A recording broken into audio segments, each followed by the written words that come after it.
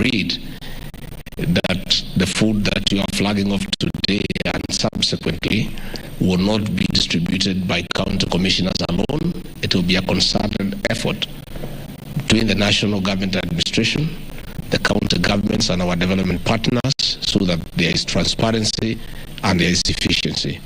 So, Your Excellency, let me also confirm the way you have directed that we meet weekly and keep you appraised and the people of Kenya appraised on the situation on how we are dealing with this problem. With those few remarks, it is now my pleasure to invite the President of the Republic of Kenya to make his remarks. Karibu sana. Thank you.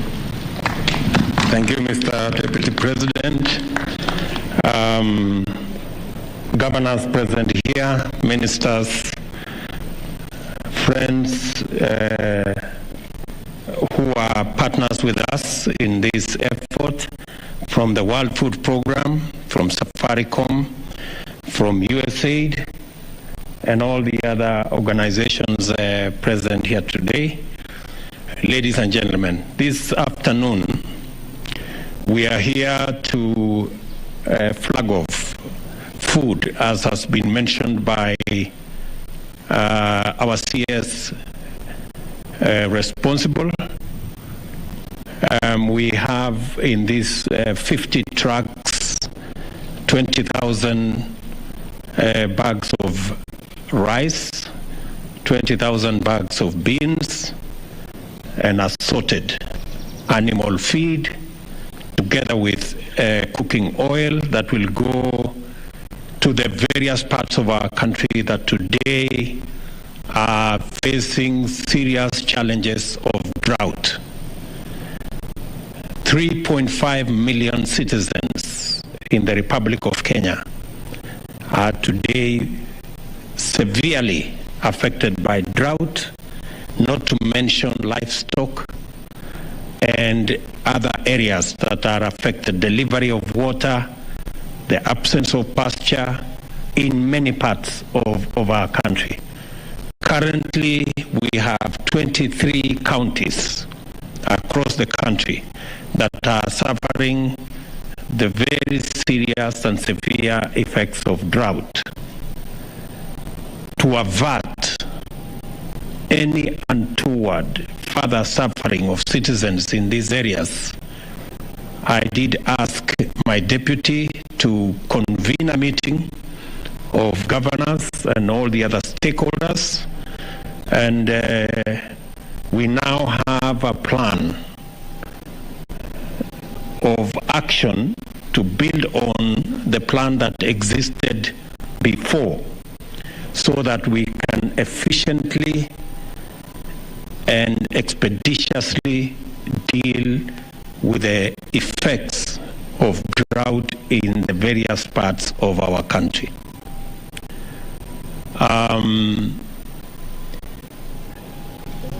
The brief that we have is that the many people who are suffering food, water, and many livelihoods, loss of many types of livelihoods, including livestock.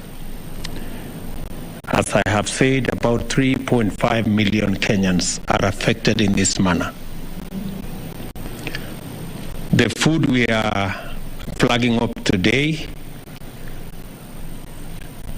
the next consignment, I have already agreed with the ministry concerned and with Treasury to make resources available so that the next tranche will be on Friday, and on a weekly basis we will assess the situation and see what this intervention will mean for the people around the country and what additionally can be done as we go into the future.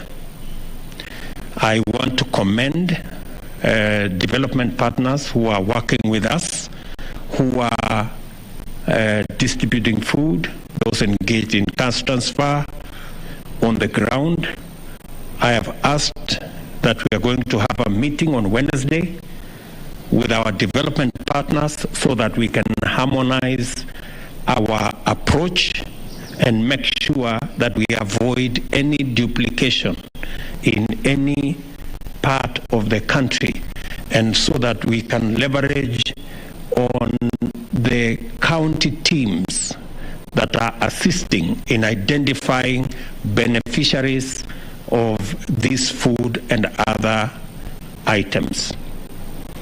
I have also instructed the ministry responsible for water to urgently mobilize water bowsers so that we can deliver water to many parts of Kenya, and under the direction of the Deputy President, they will map out the areas that require water bowsers together with the governors present here and those who are not here, so that again we can be able to address that challenge of water around the country.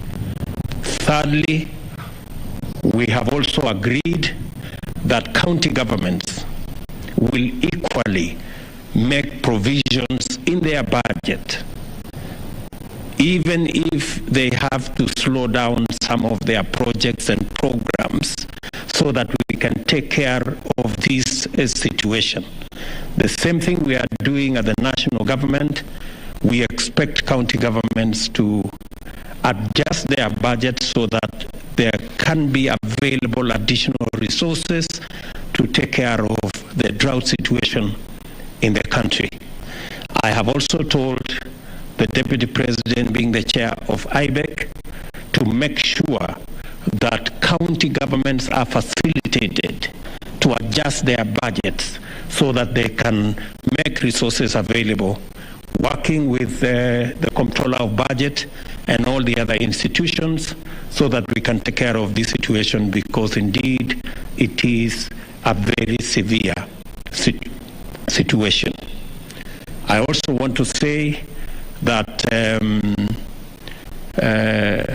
to thank the military, NYS, our development partners for mobilizing the transportation of this food around the country and into the counties that require this food, and we are looking forward to working with others to make sure that we facilitate this whole exercise.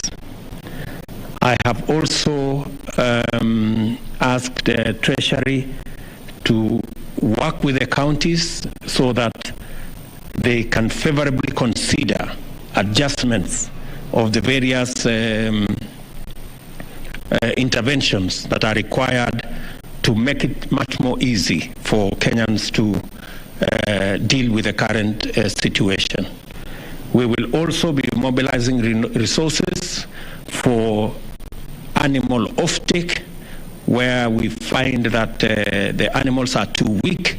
We are going to work with Kenya Meat Commission to make sure that there is an offtake program that will facilitate citizens not to be stuck with livestock when they do not have pasture. And finally, let me also say that I have asked the Deputy President to, on a weekly basis, make these consultations possible, so that we can monitor as government the steps that are required for us to ensure that no Kenyan dies of hunger as we manage the effects of climate change and as we think on the long-term solutions to this challenge. Finally, I am asking all our farmers across the country that we are now in the process of facilitating availability of fertilizer in many parts of our country, especially those with short rains. We will also mobilize for fertilizer for the long rains. I want to ask all farmers who had cut back on acreage under food production that the government of Kenya will support them fully in these short rains, and in the coming long rains, so that we can produce sufficient food to take care of our food requirements as a country. And in the short term, we are working as part of our plan to ensure that we transit our agriculture from rain-fed to irrigation, and in so doing, we are going to be working with the private sector on the delivery of water under our public-private partnership. As I have committed, we are going to work on the law so that we create provision for water purchase agreements that will make it possible for the private sector to invest in the water sector, and we can buy water from them, and we do not have to deploy huge resources from government in that sector. The private sector can work with us in our bigger plan of ensuring that Kenya becomes a food secure nation. It is my hope that this will be among the last times we are doing this kind of ceremony, where Kenyans are facing starvation and hunger, and we have to do this. I think it is possible for us, going into the future, to have a much more proactive approach to situations like this, so that we manage them ahead of time and avoid situations of a crisis like the one we are in. For the last 4 years, we have had failure of rain in many parts of Kenya, and that is what has exacerbated this situation, and hopefully we should be able to be better prepared as we go into the future. I want to thank all the stakeholders, the governors, for undertaking that they will work with us and work with all the other stakeholders in not just making sure that we have additional resources for food, but also working together with our development partners in making sure that this food gets to the right beneficiaries, and there are no duplications, and there are no issues of integrity around the distribution of food to those who are in need.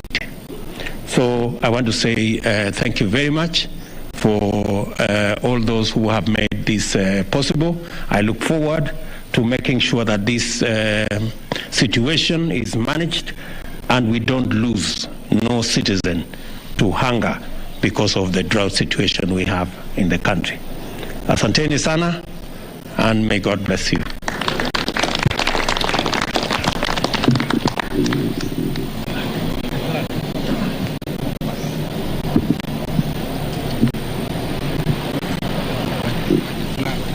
So we can wapi ile bendera basi sawa sawa.